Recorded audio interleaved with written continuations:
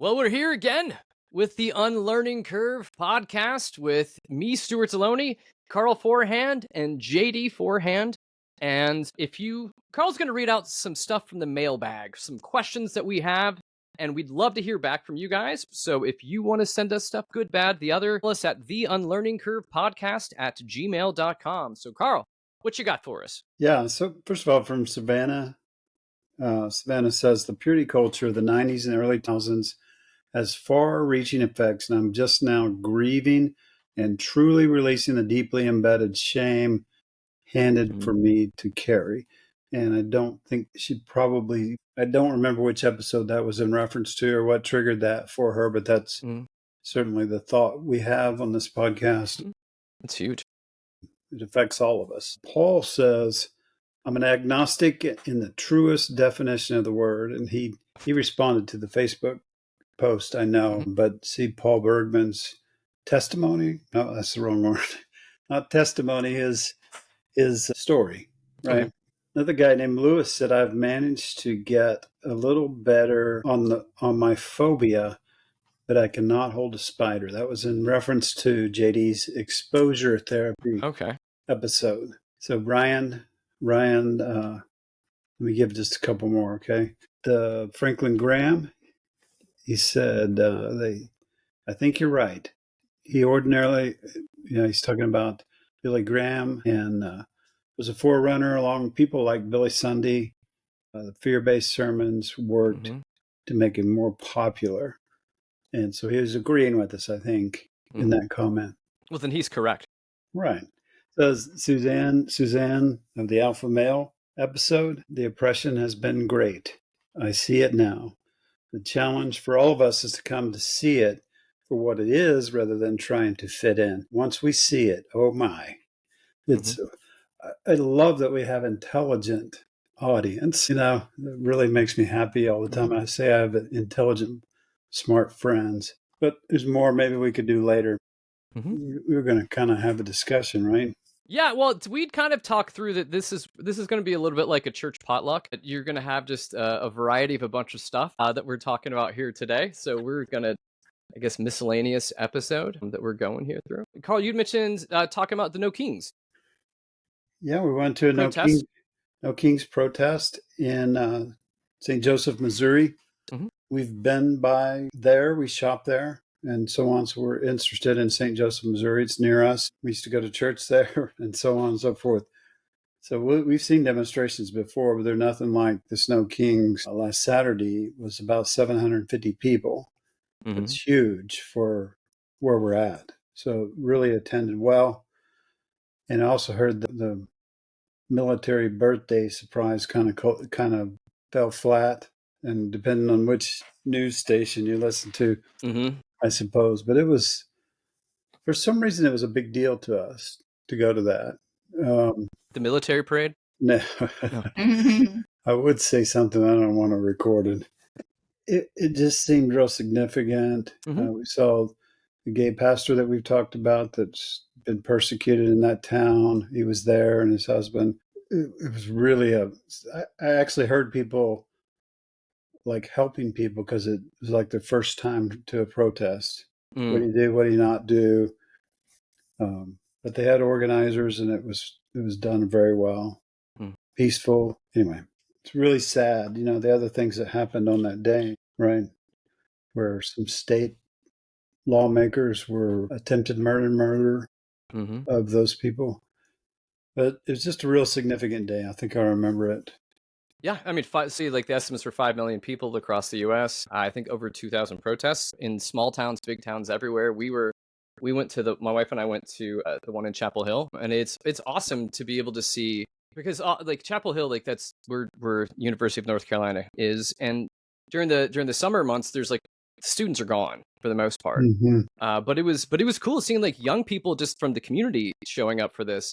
And then also seeing tons of gray hairs out there as well too, with their signs and doing this. And it was neat seeing the different generations coming together with a common cause, all because Trump's a piece of shit. I think that's probably the best birthday party we could have given him. Yay, we all hate you. You suck. You're ruining things.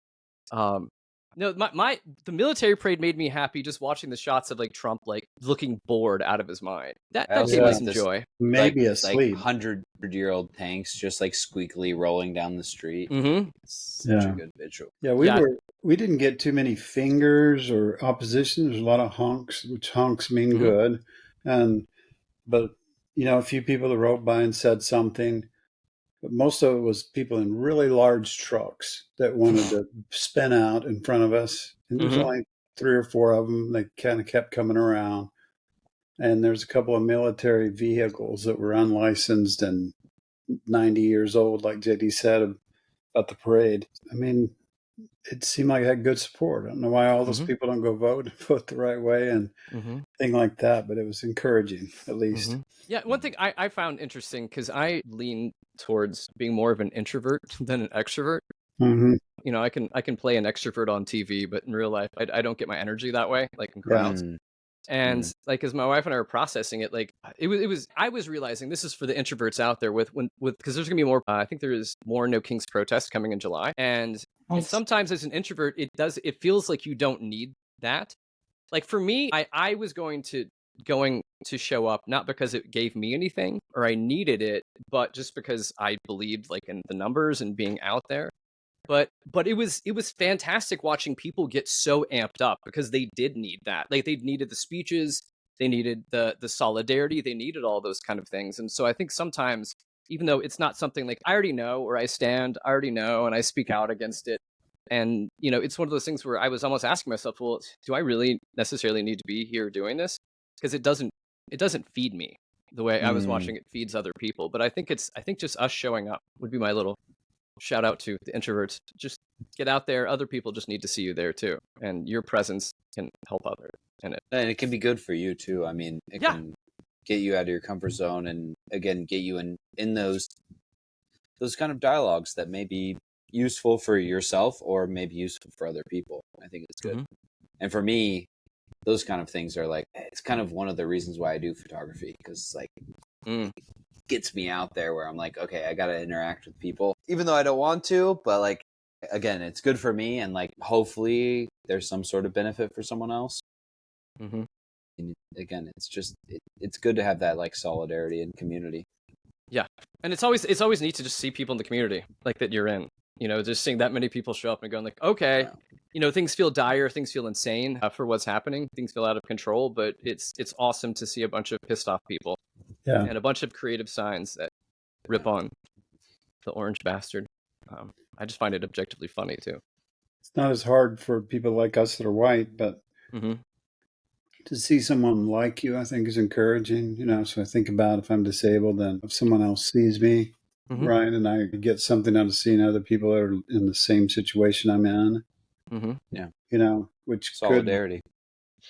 Yeah, you can take that really far and become a white supremacist and so on. But in this context and in that way, I think it's very helpful. Well, and there's something to that too, of people who may be in marginalized communities. If they see people who are the like waspy motherfuckers out there, well, at least maybe we have like some sort of shield barrier when the police come, that we don't, those people can at least talk the police down while we run away or something. Like, there's something to that. Again, it's like, it's building solidarity beyond those like base level human things, like, oh, you look like me, you, me, same, in group, out group. Like it starts to move us beyond that, where we can build like these kind of like big tent politics, hopefully. Or, if you don't want to keep it political, whatever, but like this big tent ideology where we can like actually move past kind of some of this bullshit tribalism that we've been stuck in for the last 10, 20,000 years. Yeah, and it's good for people just to get out of their inherent apathy and do something. And that's like a very simple, basic show up, spend some time. That's not a ton of work for you to do. And it depends. I mean, I know like what city you're in also will make a huge difference for what you're going to experience. I'm in a blue dot in the middle of the Bible Belt, so it's going to feel different than like if you're out protesting near Mar-a-Lago or Appalachia or I don't know, wherever else. You're going to find those. Those Klansmen. Yeah. No. Well, JD, you were talking about solidarity. What are other ways? And I'm not strictly speaking politically, even though that's the topic. What are other ways that you found like for people to stay connected, especially with common issues like this? Oh, I mean, it's certainly tough, and I know I'm not the best about like keeping in contact with people, especially because like most of my people that I knew before I came here, like, I mean, there's a 12-hour time difference, so it's like really hard. But I mean, it's for things like that, like simple answers first is like, when you think about people, send them a message. Like you like, I've found there's a couple of friends that I was like really, really close with when I was back in the States that I hadn't contacted for a long time. And then I was like, either they or myself just randomly was like, oh, this thing made me think of you. And then you talk to them and then you're like, okay, well, let's do a phone call soon or something. Like you do have to pursue it to some degree, but like when those things pop up in your mind, to just like act on them as opposed to being passive, I think that can be a big part of it. But yeah, I mean, more in depth, I guess, is you kind of have to work at it and like create those like spaces of dialogue that we were kind of talking about earlier. But yeah, I mean, in terms of like reaching, I'm of two minds, or I guess there's like two parts to this. One part is like you have to meet people where they are. So like I have a lot of friends who are like I mean, honestly, if I was talking about it, realistic terms, like some of their views are like kind of shitty, but like they're not in a position of power, and like they're not explicitly hurting anyone. And so like it does more good for me to like kind of tease out those ideas and maybe get them to move somewhere where we can like actually kind of have some agreements, as opposed to just be like, oh, you did this and so you're anathema. Like I think that's a big thing that people, and it's uncomfortable because there is like lines that we have to go to, and like I get people that are like, I gotta cut these people out of my life. But I don't know, for me, like as a person, like it doesn't really affect me if people say like dumb shit, like again, like sometimes like explicitly like racist or anti-Semitic stuff. It doesn't like, I'm not any of those things. You know, I won the genetic lottery, and so I don't have to really worry about that. And so for me, it works better for me to like just actually try to engage with those people and just be like, you're being an asshole or you're being stupid when they're being stupid. But like for the most part, they're like caring, like intelligent human beings. It's just like, oh, you like watch too much Fox News and so you get triggered by like this phrase or whatever. And so that's something that I've been trying to like work on. But again, I do get when people are like, oh, this person is like doesn't value or doesn't view me as a human or doesn't like accept me as like, and like I get cutting those people out of your life, but I do think that there's got to be some, and Dad mentioned this like way earlier, but like kind of acting in your like local sphere, I think is so much more useful than being like, I have these high-minded ideals, so I can take to the internet, and if I just post it, like people will just agree with me. Like that's such a farce. I think it's so much better to like just totally disengage from like the online and like deal with people like at least on like a phone call basis, but like hopefully in person. Because like even using that example of like the friends I have that are like sometimes dickheads or like dumb. If all we do is like send each other Instagram memes and like that kind of stuff, they just send me like vile shit. But if I go like, do you really believe this? Like in some cases they'll be like, yes. And I'll be like, okay, that's gross. Like you're dumb if you like really believe that. And we'll have a conversation. And it doesn't mean that they're like fix their problems or whatever. But it's better because we're actually having dialogue than if we just like passively send each other memes or something. And so like people who do that kind of stuff where they just send me nonsense, or like, you know, they send me like the things that are like pray, you know, 1 like equals 1 prayer or whatever. Instead of that, like engaging with that bullshit, like I just like ask them questions, or I'll be like, okay, well, like what's the issue? Or like, what are you talking about? And then we like have an actual dialogue. It's so much more useful. And again, I think whether we want to talk about religion or politics or society or like whatever we want to talk about, dealing with it on like a personal level, like a local level, I think is the only way to get to that larger and larger level. And I don't know, I haven't seen any evidence or any like argumentation that would lead me in any other direction. And so I think that's where we need to start, is like disengaging from this like international, like, oh, I'm going to be like a Twitter celebrity or something, like a micro celebrity. Like we need to move away from that and just go to like, I'm going to talk to like Dad was saying earlier, I'm going to literally talk to my neighbor. I'm going to knock on my neighbor's door and be like, you need anything? Or like, I need help with something. Like, can you help me? And then like, that is so much more useful than it is to like, just like obfuscate, like put out these like platitudes onto the internet. Like, it's going to be filled with bots soon anyway. Like, let's all just log off, please, for the love of God. No, but I love you saying that, because it also, I think a part that may get lost in what you were trying to commit is like, it also takes us taking a bit of a risk to be able to kind of push back or to be able to invite into those conversations. And so I think it's for, it may be taking a risk of feeling like you're just being weird or that you're being slightly confrontational. But the same thing, I think it still comes back to like, if this is a real relationship that we're having with the person, like, what are we actually doing here if we're not honestly communicating with them? And I think it's, you're right. It's taken it off that kind of cruise control version of how we can kind of move past each other on social media or message with memes and stuff like that, and actually trying to dig deeper, which is, it's harder and messier, but from being a grandpa, and from being grandpa age, and also having a long history of confrontation and things like that, even though I'm an introvert and don't like confronting, I have a new strategy. So now what I do is get these people that have 5 followers, and they're all older men, right? And they try to engage in whatever conversation. Sometimes it's about, have you heard the new plan? You get, and then they try to get your vital information. Or it's a woman that eventually wants to show you some pictures. So I'd string them along for a long time and just, just keep the messing questions, and I'll say something crazy like, is your hair really blue? Or, and that's my new hobby. It keeps me away from the confrontation of everyday Facebook. You're trolling the trolls? Yeah, I'm trying to outmaneuver them, just kind of string them along for a while. And Karl, it's okay. It's okay if Laura wants to show you her pictures. I mean, you guys are married, so like, I think that's just honest and natural in the conversation. Yeah. She's not some woman.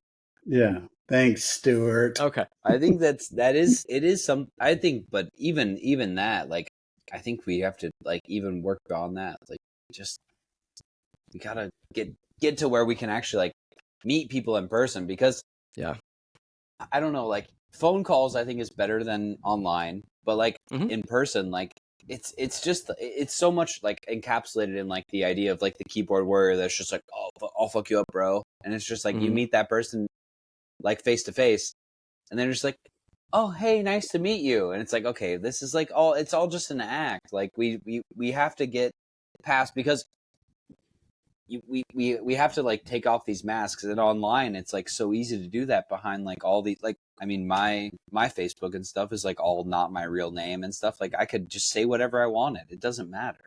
Like we have to extricate ourselves from these like pretend lands. Like it's a never land type situation. We just have to get like real with people. It didn't work for the Fever and whoever they played on WNBA last night, because they were face to face right in front of each other. They were throwing down last night. It was like real fighting. That's well, here's the thing is sometimes you do have to throw down. You have to like, I mean, the things like in what's happening in LA right now. Yeah. Sometimes you do have to, sometimes you have to pull up, like You told me that a long time ago about, like the racial struggles and so on. You told me that before about, what's the word?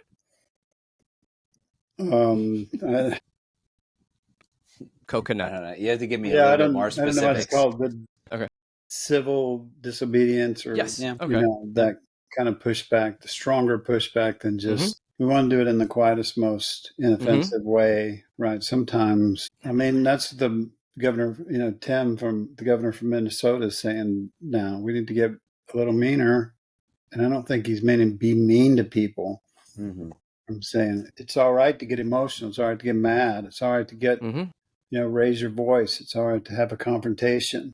Sometimes, when it's necessary. Yeah. We don't have to do that with everybody on our Facebook group or everybody that disagrees with us. There's definitely a time, right? Yeah, and I think there's also, it's knowing like when and when not, like, is this being driven by my own ego? Or am I like trying to fight and push back because this is for something that is for others, Show that are different than me, or those that are marginalized, or those that are being persecuted against? I feel like there's a difference between that, because I think people get so like easily offended, and it's just all about their own ego and their own being right in this sphere, that they lose all sense of what is even the point of are we doing here, besides just trying to get cheap wins. I don't know. Well, and there's also the phenomenon of like getting offended on other people's behalf. Like, and this, like, it's always, and again, this is why I don't like doing any of this stuff like online, or I don't think it's useful to do any of this stuff online, because I think in a lot of cases it is performative. It's, I'm going to say like the woke thing, or I'm going to say like the offensive thing. It's both, but I'm going to do it for the likes. Like, in reality, like, if we want to really deal with those situations, if we want to like make a difference, like you just have to like go out and like put yourself on the line and just kind of be in space with people, in community with people. That's just like really all that you can do. And I think it does work. And there is like, again, like going back to like the idea that kind of Dad brought up, like even within like the civil rights movement, there's like, you have from like the most pacifistic like MLK type person to you have like the most,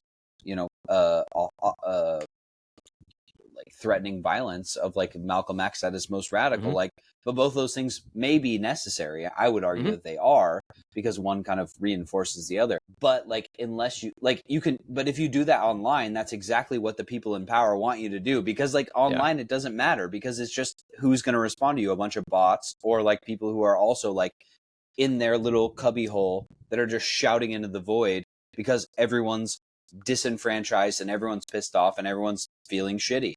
But if you actually build some, like, not to get Marxian, but like to build some like working class solidarity, and not to get like anarchist about it, but like to build like these kind of things that we've talked about before in previous episodes, of like these mutual aid groups and things like that, you might actually get somewhere. And that's exactly what like people don't want, is like people to realize like, actually I have like way more in common with like some person born in the third world than I do with, Trump or Jeff Bezos or Elon Musk or whoever the fucking moron that we're talking about is. Like, we all do, and we could all, if we banded together, probably live pretty comfortable, pretty like prosperous, useful lives. But if we're gonna just like genuflect to these people in power, whether it's economic power or whether it's religious power or whatever it is, political power, they can just get us all infighting with each other, instead of like trying to understand each other and build this community.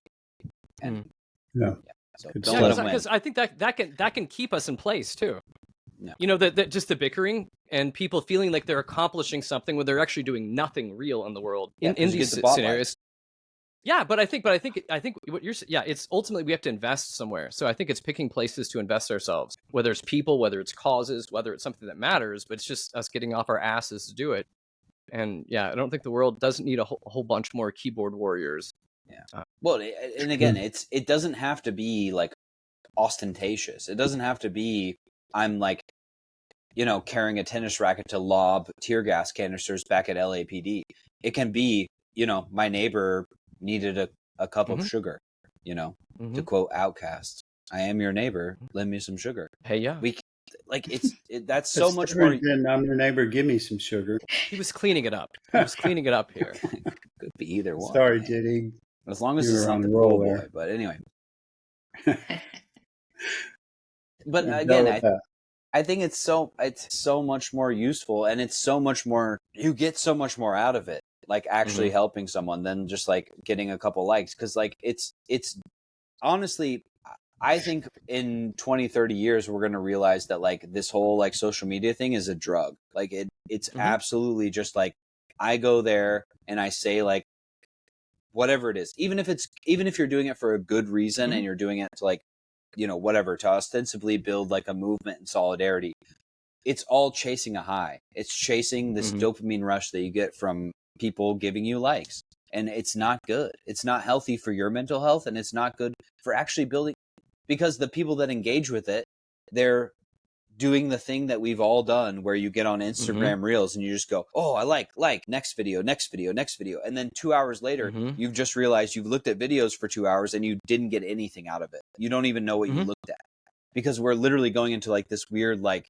capitalistic hive mind trans state, where we're just like consuming content. Like it's so bad for people. And I hope that we can, and again, I'm saying this for my benefit as well, because I do it. But I hope we can get past that, because it's so bad for people's brains. For the conservative, you meant transcendental state, not the people you don't even understand that you hate. A trance, not a trans. But if you want to go into a trans as well, like, again, I support you. Feel free. Like, as long as it's consensual. Yeah, more power to you, brother. Just, first you have to establish consent. It's good. I mean, yeah, people are into that. It's good for you. More power to you. All right. Well, let's all get trans. I think that's what I'm trying to say. I think it is. We can't be are we out of everything to say? I want to give you a few more of these. Okay. So these are all from the Paula White episode. Oh, yeah. Oh, so we're Are we going back to quotes? Yeah. Ruth said, let's bookend it. Yes, beyond belief, if they have any beliefs. Preach, Bruce. That's true. And that says, for you have been called to freedom, my brothers and sisters. I don't know. That sounds like a colloquialism, or maybe JD has a better word for that. But Sarah, the last one, says, Paula White, doesn't mind if it's not in a good way, just as long as she is notable. So I think I get the gist of that one, right? Which sounds exactly like what I was saying. It doesn't really matter if it's meaningful or if there's like actual like good things that come out of it. It's just, did I get my likes? Did I get my my head pats? Like, it's just I really hope we can stop chasing this like ethereal whatever it is, like likes, engagement. Yeah. I think it's bad. Just like what came out in our stories, though, is the most effective effort is to find out what's beneath that, right? Yeah. Why do we need that? And a little bit of it might be evolutional, survival type stuff. But it's a lot validation of it too. Is there trauma and dysfunction or unprocessed trauma? Maybe we'd need to do as much work there. I mean, hop in, boy. Go ahead. I think it's just a human thing. We're social animals. Yeah. We need that, and it's good for us because it challenges us and it helps us. Like, if we really engage with those conversations, we might actually grow from it, and the other person might as well. And like, that's what we need. Yeah. And I think moving beyond this is like almost as a gauge for like capitalistic self-worth. Is, how much of a following you have, how much likes do you have. It's this other thing that we've done because there's people that get rich off of just being online all the time, type things. Yeah. And I feel like it impacts the rest of us too. I mean, and we see those and we hold those people up. And so it's hard for people not to go, oh, the society values these people. I need the same kind of validation if I ever want to be somebody. But I think that also, if we're talking about learning stuff, is like, that's not the kind of validation you really need. That's not really chasing that kind of stuff. You're not going to getting your hands dirty, whether it's like literally like gardening or helping your neighbor move, is it. Those kind of things also, like JD, you're mentioning like how people doom scroll, and it's not because your brain kind of turns off to some degree. Like, we don't even retain that stuff, but it's like memory making. So if I'm out doing something with people and with others, that's how I create memories. Like, it's more so than it's tactile. It's engaging our senses. It's engaging our efforts and energy. And it's way different than just like tap, like, and all this other kind of stuff. And I think that's why people end up feeling empty and they just keep going more and more and more. Like you said, JD, it's a drug. Keep needing that hit. Yeah. What I heard you say is if you want to get along with your neighbors, some of them have to move. That's what I heard. Maybe they don't have to if you engage with them, though. That's the thing. It's like you might find that but it is a good point. There's a certain amount of the population that is like irredeemable, like they're TFG, like that. It is what it is. But like, I feel like most people aren't. Like, you can bring people back, and like, I don't think you're going to do that within like to use your guys' context, like America, but a lot of states have like this two-party system where it's like, yeah, well, they're both kind of shit. Like maybe one is slightly better than the other, but like it doesn't, like that's one thing that I've noticed both with religion and with politics, probably more with politics though, is when I engage with people and they realize that I don't agree with like because it's usually like right wingers that like kind of can sense like I have a lot of critiques about the right wing because I'm anti-fascist and these kind of things, and they'll be like, oh well, like the Democrats suck or like liberals suck, and I'm like, yes, you're right, yes, you got it, like good job, like but the conservatives also do, and like people who want to like have a king or like have an emperor like also suck, and they're like, shit, well that's like all I have, because like a lot of people that's all they have is like, oh well, like the other side is bad too, and it's like no, both sides are bad, yeah, they're both shit, okay, next question. And then but it disarms people. I think it's the same thing with religion. Like when people are like, when I'm like, well, like, you know, I have this problem with like you again using like the main religion there. Like I have problems with Christianity, and I'll critique it, and I'll be like, well, it's inconsistent, blah blah blah. They'll be like, well, Islam is like, because you know that's the favorite punching bag of the Christian right. Like I'll be like, yeah, there's problems with Islam too. Okay, next question, and they're like, okay, well, shit, and it's just like it's really disarming to people. And especially when you're face to face, then you can have those conversations, and you should. And like, again, it makes us think, and it like causes you to actually have to do research. Like not like scrolling through TikTok or Instagram or whatever. Like you actually have to read like books and articles and things like that. And then, but it pushes you as well. And I think that's what we need to get to, is like, we have to keep pushing ourselves to like learn more and be more critical. And maybe we'll get somewhere from that. And I think that's all we can really hope for. Not to sound maybe a little bit pessimistic, but like that is the human condition. But like, let's push for that, as opposed to like pulling back into our camps, retreating, and just like lobbing random grenades at each other, because that's not helping anybody. I want to thank you two guys for being an example to me. You're welcome. I'm pretty introverted, but also pretty, JD knows from all the churches I've pastored and so on. Eventually, I feel like I have to speak up, and sometimes I take that to a fault. They got to have my opinion on everything, and most people don't want that, I don't think. The first part of that is good. Challenging people is good. Yeah. But you also, the thing is also not being too dogmatic in your own beliefs, and being like willing to be like, yeah, maybe I'm wrong, but like I think that's why like. Can I say that's what my friend Larry Jordan says? He said, "You may be right," which that says I may be wrong. Also, you may be wrong. Anyway, that's exactly what he says.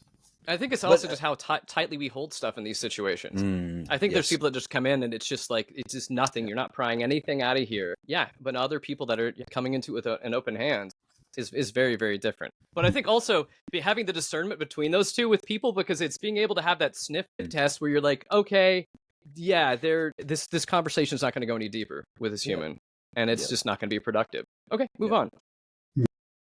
Yeah. But yeah. That's absolutely it. But it's also like, but also be open to like, if they come back to you later and go, yep, yeah, I've been thinking about that. What do you? But like, my biggest thing is like, and I was the worst offender of this before, is like, I would be so dogmatic and I would be like, you're wrong. And the reason that I would do that is because it was so easy to argue with like a lot of these small, and again, not to pick on conservatives or like small towns or anything like that, but like a lot of the small town conservatives, especially when I was growing up, like they had very limited access to the internet. There wasn't like that much that they could argue. So it's like, it's very easy to argue against them, because like you just have to do the most basic research. But that's why it's important to like continue those dialogues. Because like nowadays, if I even my friends or acquaintances that I think kind of are like not digging deep into the information or something, like if I give them something and then like just go, hey, if you have, you know, whatever, like come back at it whenever you like decide you have some agreement or disagreement, like they can at least like do some research. But again, that's not to be like the teacher, but like it's kind of teaching them critical thinking skills. And it's like they're not necessarily going to come with something that's going to like blow your socks off and you're like, whoa, yeah, maybe you're right. Like, but like, it's like, okay, well, like at least you're thinking now. And again, we also have to like not, again, this is the idea of like not calling yourself an atheist that Dad was talking about earlier, like things like that. It's like, we also have to realize we can't hold too tight to our beliefs, because like the distance that I've come from even when I started to form political opinions when I was like 16 to now almost 20 years later, not to date myself, but like that's like it's changed a lot. I can tell you that. It's become much more robust and it gets really complicated. And that's another thing, and not to drone on too long, but like when we get into politics, I get excited. But like the complex nature of these like political ideologies, like if we're talking about like, even if we're talking about basic ideas of like republicanism, small r republicanism versus like democracy or like neoliberalism or like whatever, like most people, first of all, can't even define their terms, which is again why we need to define our terms. But like most people don't even know what those things mean. And so they're arguing over things that they're arguing over false pretenses that they don't even understand in the first place. So why would you get mad at someone for that? Because they're working from a place of ignorance. So like you can say like you're doing that and that's bad, but like at the same time they may have no other way to understand it, because maybe they didn't grow up with a family that taught them to think critically or whatever. So it's like we do have to like have grace. Let's have grace for some people, including Even ourselves. if they don't like empathy and compassion, you have to have empathy and compassion for them. Is that what you're saying? Here's the thing is like, even if they don't ostensibly on their face like empathy and compassion, they like empathy and compassion because people like that. Everybody does. Yeah. For sure. Good point. And it'll bring them in and then you can have discussion. But until you establish that listen, it's a safe space where we can have these discussions, you're not going to get anything out of them because they're in defense mode. Amen. I was like ending on a good JD Zinger.